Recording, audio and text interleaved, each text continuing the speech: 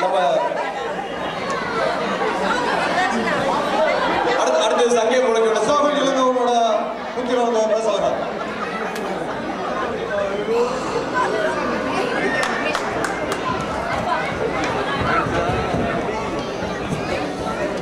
அனைவருக்கும் வணக்கம். நான் இன்று பேசப்போகிற தலைப்பு தமிழும் இலக்கியமும். தமிழன் என்று சொல்லடா, தலை நிமிர்ந்து நில்லடா என்று உலகத்தில் எந்த மொழிக்கும் இல்லாத சிறப்பு தமிழுக்கும் தமிழனுக்கும் உண்டு. செந்தமிழ் நாடு எனும் போதினிலே என்பர் தேன் வந்து பாயுது காதினிலே என்று சொல் கேட்ட நமக்கு இன்றோ செந்தமிழ் நாடு எனும் போதினிலே தேன் வந்து கொண்டது காதினிலே என்னும் நிலைக்கு வந்து விட்டோம். பிரிட்டனின் கவிதைகளையும் ஷேக்ஸ்பியரின் நாடகங்களையும் வாய் மணக்க பேசினாலே பெருமை என்று நினைத்துக் கொண்டிருக்கிறோம். ஆனால் இவையெல்லாம் நம் இலக்கியத்தின் எச்சங்கள் ஆகும். ஆம், பெயர் சொன்னாலே போதும் தரம் எளிதில் விளங்கும். உலக மொழிகளிலே செம்மொழிகள் 5, அவற்றில் ஒன்று நம் தமிழ் மொழி. இத்தனை பெருமை கொண்ட தமிழுக்கு ஈர்த்தமிழ், இசைத்தமிழ், நாடகத்தமிழ் எனும் 3 பிள்ளைகளாம். அவற்றிலே ஈவை தமிழ் முதல் பிள்ளையா மூத்த பிள்ளை.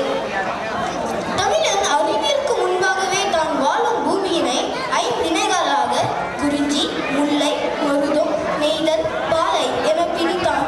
உயிர் வாழும் ஜீவராசிகளுக்கு அகமும் புறமும் நன்றாக இருந்தால்தான் ஆரோக்கியம்.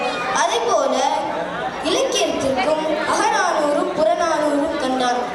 மனம், அன்பு, காதல் என மனம் சார்ந்த விஷயங்களை அகநானூறும், போர், வீரம், தந்திரம் போன்றவற்றை புறநானூற்றிலும் சுமக்க வைத்தான்.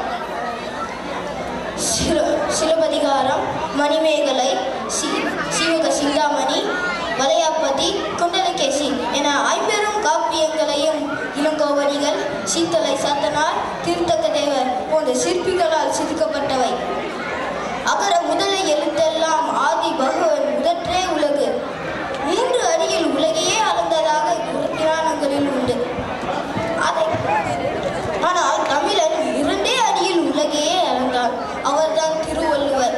நட்பியல், அரசியல், களவியல், இல்லறவியல், துறவியல், களவியல் என எல்லா துறைகளையும் தொட்டு வைத்தார். அவர் எதைதான் விட்டு வைத்தார்? ஒரு பாதை சோற்றுக்கு ஒரு சோறே பலம் என்பார்கள். அதற்கு உதாரணமாக இன்று லண்டன் அருங்காட்சியகத்தில் திருக்குறள் பாதுகாக்கப்படுகிறது.